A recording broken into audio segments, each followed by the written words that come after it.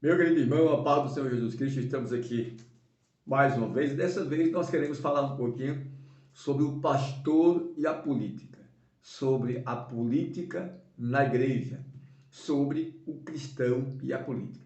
Estamos vivendo muita polarização no que diz respeito à política que está acontecendo nesse ano no nosso país e faz necessário nós falarmos um pouquinho sobre esse assunto, porque há muitas pessoas que estão atacando as igrejas, dizendo que as igrejas não devem se envolver em política, e muitas pessoas ficam indagando e perguntando por que as igrejas, ao invés de pregar o evangelho, e os pastores estão se envolvendo na política. Um assunto muito importante esse tema. E, primeiramente, é interessante compreender um pouquinho, antes de se aprofundar nesse assunto, o que significa política e qual é a diferença entre fazer política e orientar a igreja. Tem uma diferença e nós queremos explicar para você aqui, tentar explicar o mais simples possível o que é fazer política e o que é orientar a igreja. Antes de tudo, é importante saber que a política ela tem uma definição muito ampla. É quase impossível hoje se definir política de forma bem resumida. Mas se nós formos aprofundar um pouquinho mais e buscar a história da origem da política, nós temos uma referência que fala muito sobre isso, que é Aristóteles, o discípulo de Platão e mestre de Alexandre o Grande. Aristóteles tratou muito sobre esse assunto e, em uma das suas frases em relação à política, ele já dizia que o homem é um ser político por natureza. O homem foi criado para viver em sociedade e a política ela já começava no âmbito da família. Diz respeito às regras, diz respeito às normas que norteiam um bom convívio social. Toda repartição, seja pública, privada, há uma necessidade de regras para o bem-estar social, para o convívio em comunidade e para o bem comum de todos. Então a política ela já começa dentro desse aspecto. Essa é a visão que Aristóteles tem em relação à política. E a palavra política, no seu original, ela deriva da palavra polis, que significa cidade ou estado. Então Aristóteles traz esse conceito de polis, né, que no seu original tem esse sentido. Por isso que você vê muitas cidades que têm o nome polis no final. Né? Você vai observar aí Florianópolis, aí você vai observar Augustinópolis. O polis no final é a palavra cidade e o nome que antecede é o nome da pessoa, Augustus, Augustinópolis. Então, essa significa cidade de Augusto. Então, essa é a origem da palavra e tem a ver com convívio social. Na era que nós estamos vivendo contemporânea, a política ela vai ganhando outros significados. E aí surge a política pública, a política externa, a dos órgãos privados, a política dos sites de venda, a política da loja, a política em todos os âmbitos sociais. Existem regras para que se possa ter um bom convívio social, aonde todos temos direitos e deveres. E a igreja não é diferente. A igreja também tem a sua política. E nós vivemos em um mundo político. O ser humano, independentemente de ser pastor, do cargo que ocupa ou da função, vive em um mundo político. Agora, o que eu quero que você compreenda é que tem uma diferença entre fazer política na igreja e orientar a igreja. O pastor, entre tantas as funções que ele tem, O pastor tem múltiplas funções. O pastor, ele é um gestor. O pastor, ele é um construtor. O pastor, ele é um conselheiro. Às vezes tem que desempenhar um papel de um advogado, de um psicólogo, de um psiquiatra. O pastor, ele tem múltiplas funções e entre essas funções, esse combo, esse pacote, está incluído também a necessidade de orientar a igreja. Compreenda que tem uma diferença entre fazer política e orientar, entre pedir voto para um candidato, entre ser cabo eleitoral de alguém e orientar o povo. E ai do pastor, do homem de Deus, escolhido por Deus, se ele não orientar a igreja. Tudo isso faz parte do zelo de Deus na vida do homem de Deus. Quando nós nos referimos às coisas de Deus, o zelo é algo que deve ser primordial em relação a Deus. Até para buscar a Deus tem que ser com zelo. Não é de toda forma. A Bíblia diz claramente lá em Deuteronômio: buscai ao Senhor de todo o teu coração, com todas as tuas forças, de todo o teu entendimento, com todo o teu pensamento. Para buscar a Deus tem que ser com zelo. Zelo de buscar a Deus, zelo de orar, clamar, suplicar a Deus. Ele diz: buscar-me-ei e me achareis, quando me buscardes de todo o vosso coração.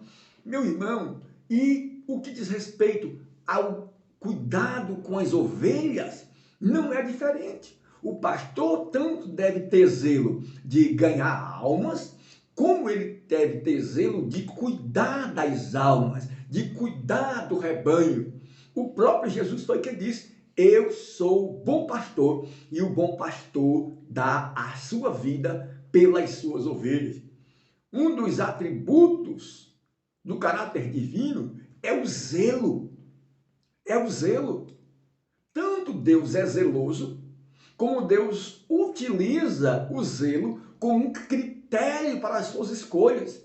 Deus não escolhe os grandes líderes da Bíblia, que foram homens que serviram como espelho para guiar a nação, para guiar o povo, para guiar o rebanho do Senhor. Deus não escolhe esses homens por méritos humanos, como oratória bonita, como alguém que era esteticamente bonito, forte. Deus não escolhe pela aparência. Deus não escolhe pela oratória, pela formação, pelos méritos humanos. Deus escolhe porque um dos seus critérios, entre tantos os critérios, um dos que se destaca se chama zelo. Quando Deus olha e vê o zelo no coração do homem de Deus, Deus chama e Deus escolhe. Se você for observar uma coisa, você vai entender que quando Deus chama Moisés para libertar o povo da escravidão de Faraó, ele chama porque ele vê zelo no coração. Olha comigo aqui o que diz a palavra. O chamado de Moisés. Capítulo 2 de Êxodo, versículo de número 11. Diz assim: e aconteceu naquele dia, que sendo Moisés já grande, saiu aos seus irmãos e atentou nas suas cargas, e viu que um varão egípcio feria a um varão hebreu e seus irmãos. E olhou a um lado e a outro, e vendo que não havia ninguém, feriu o egípcio e o escondeu na areia. Observe que Moisés não consegue, não suporta ver os seus irmãos, além de escravos, sobrecarregados, com cargas pesadas, além de tudo sendo espancados, sendo maltratados. Aí Moisés se levanta, toma as dores e ali ele fere um homem e mata. Por quê? Porque ele tinha zelo de Deus. Aí Moisés é chamado para libertar o povo. Moisés tinha o perfil adequado, ao qual Deus necessitava para que liderasse o seu povo e resgatasse da escravidão. E nós observamos aqui no capítulo 3, depois desse acontecimento, quando posteriormente Deus chama Moisés, depois que ele foge para Midian e se encontra com Deus lá no monte de Deus, aí Deus fala com ele na sarça ardente. E aí ele se sente inferior, se sente pequeno, e ele diz assim: Senhor, eu sou pesado de língua, não sou eloquente nem de ontem, nem de anteontem. Mas Deus diz a Moisés: Moisés, quem fez a boca? Aleluia. Eu serei contigo. Então observe que Deus não chama ele porque ele tem boa oratória. Ele conhecia a cultura do Egito. Ele foi formado no palácio. Mas ele não tinha eloquência para falar. E aí o que é que aconteceu? Deus viu o zelo. Deus muitas vezes não quer saber se você fala bonito. Fazer um curso de oratória é bom, é importante, sim. Buscar o conhecimento das línguas, falar bem, é importantíssimo. Buscar a ética e a homilética é essencial. Mas melhor ainda é quando Deus olha para o teu coração e contempla que tu tens zelo. E o zelo de Deus arde no coração do servo de Deus como fogo. Observe o que disse aqui Jeremias 20, versículo 9. Olha o que diz a Bíblia. Mas, se eu disser, não me lembrarei dele, e não falarei mais no seu nome, suas palavras me são no coração como fogo ardente, encerrado nos meus ossos. Estou fadigado de me conter e não posso mais. Aleluia. O zelo é algo que arde como fogo, como chama no coração. Que ainda que você tente se conter em fazer algo para Deus, em procurar corrigir, consertar, guiar, proteger e guardar, e você não, às vezes, no seu eu comum você não quer, mas o zelo de Deus fala mais alto. É por isso que nós, Igreja do Senhor, pastores evangélicos, que são realmente autênticos, chamados da parte de Deus, eles não se omitem. E há de nós se nos omitirmos. Porque Paulo, também sendo um homem zeloso, ele disse, ai de mim, se eu não anunciar esse evangelho. Então, meus irmãos, entenda isso. Tem uma diferença entre fazer politicagem ou política na igreja e orientar o rebanho. Compreenda que orientar o rebanho é uma obrigação do homem de Deus. Como que eu, como pastor, homem de Deus, vejo o rebanho ir para o abismo e eu fico calado olhando? Eu sou omisso. Deus vai requerer de mim. Nem posso compactuar com o mal, com o pecado, e nem posso ver uma ovelha, um membro, um irmão, ir para o abismo e eu ficar caladinho, quietinho. O próprio Jesus foi quem falou, o bom pastor dá a sua vida pelas suas ovelhas. Então o pastor não pode vir o lobo devorar o rebanho e ele ficar olhando caladinho, porque se ele for falar alguma coisa dentro dessa polarização, aí vamos dizer que ele está fazendo política. Meu irmão, é diferente. Isso se chama zelo. E você que é pastor, que é homem de Deus, não seja omisso, não se acovarde. Não fique preocupado, porque alguém vai falar de mim que eu estou fazendo política. Saiba da sua função. Você crê e sabe a quem você está servindo. Quando Deus escolhe Davi, para que exemplo de pastor zeloso pelo rebanho mais do que Davi? Davi era desprezado pelos seus irmãos, foi desprezado pelo próprio pai, pelo próprio profeta, que quando olhou disse, viu Eliabe, um homem todo saradão. Deus não está olhando para a aparência. Samuel, Deus não vê como vê o homem vê o que está no exterior, mas eu vejo o coração, não é esse o escolhido de Deus. Aí quando chega Davi, eita, ninguém dava nada, mas lá no rebanho, escondido, cuidando das ovelhas, de trás das ovelhas, ele estava lá combatendo contra leão, combatendo contra ursa, arrancando da boca do leão as ovelhas, arrebatando elas, protegendo, guardando, não deixando o leão devorar, destruindo o leão, abatendo o leão. E Deus olha o zelo de Davi. E Deus sabia que Davi iria destruir o gigante, matar o gigante. E ele ia ter zelo pela casa de Israel. Aleluia. Porque o homem de Deus, que diz que é homem de Deus e não tem zelo pelo rebanho, ele está no lugar errado. Então, meu amigo, entenda isso. Zelo, orientação, guiar, direcionar uma pessoa para um determinado caminho é uma coisa e fazer política é outra. Apesar de que, como eu falei no início, a política está em toda repartição pública, privada, em toda entidade. Não tem jeito. Nós somos cidadãos e vivemos em um mundo político e, como disse Aristóteles, somos políticos por natureza, e eu concordo com esse pensamento. Para viver em comunidade, porque o ser humano é um ser social, não foi criado para viver sozinho. É tanto que quando Deus criou Adão, ele sentiu necessidade de Eva, e Deus disse, não é bom que o homem esteja só. E a partir de duas pessoas, já faz necessário ter regras, ter políticas de convívio para o bem-estar de todos.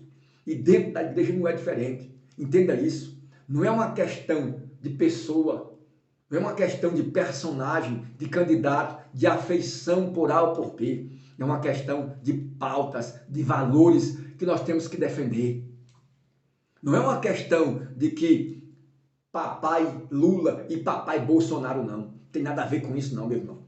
São pautas, são valores. E eu quero que você entenda isso. Eu quero que você compreenda isso. O pastor, ele tem como função também orientar, guiar, conduzir a igreja. Porque muitos irmãos menos atualizados, desinformados, sem acesso à internet, irmãos idosos, muitas vezes, eles chegam e querem uma palavra, uma orientação do seu líder. E o líder tem que orientar, ele não pode ser omisso. Ele não pode ser omisso. E nós não podemos ser hipócritas, porque nós defendemos vida e não morte. Nós ensinamos a verdade de Deus.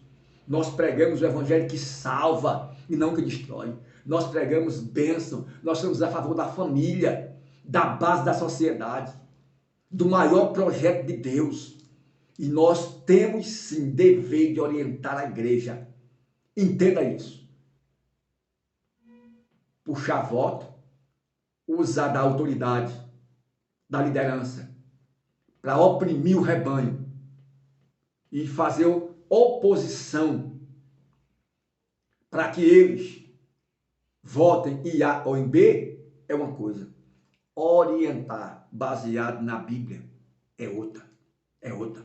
Defender princípios e valores, coisas que nós já temos feito há tempos, antes mesmo de chegar à eleição. Nós sempre trabalhamos temas como esse: família, aborto, ideologia de gênero, erotização infantil, feminismo. São coisas que nós estamos sempre pregando e orientando a igreja, com sabedoria, da luz da palavra, sem discriminar, sem atacar, sem fazer juízo de valor, sem discurso de ódio, usando da nossa liberdade de expressão com responsabilidade. E é isso que estamos fazendo aqui. E é essa palavra que eu deixo para você. O próprio Cristo foi zeloso. O zelo da tua casa me consome. Isaías profetizou, dizendo que ele ia ser coberto com um manto de zelo. Aleluia. Ele foi zeloso até na hora de pregar o evangelho. Ele disse, uma comida já tem para comer, que vocês não sabem, que é fazer a vontade daquele que me enviou. Às vezes, sacrificava até mesmo na hora do almoço para ganhar alma.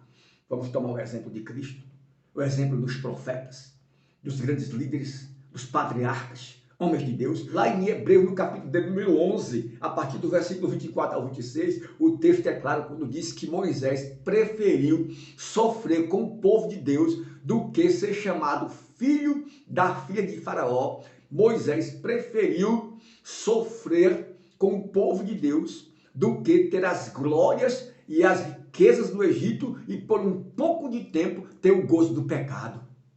Ele preferiu o vitupério de Cristo do que as riquezas do Egito. Aleluia! O zelo era tão grande que ele preferiu sofrer do que participar das malignidades do Egito. Ele preferiu sofrer do que abraçar o pecado. E você, meu irmão, que é crente, que é servo de Deus, vai ser omisso? Vai se esconder? Vai ficar com medo de ser cancelado? Ah, mas porque o politicamente... Meu irmão, tenha zelo de Deus. Aleluia.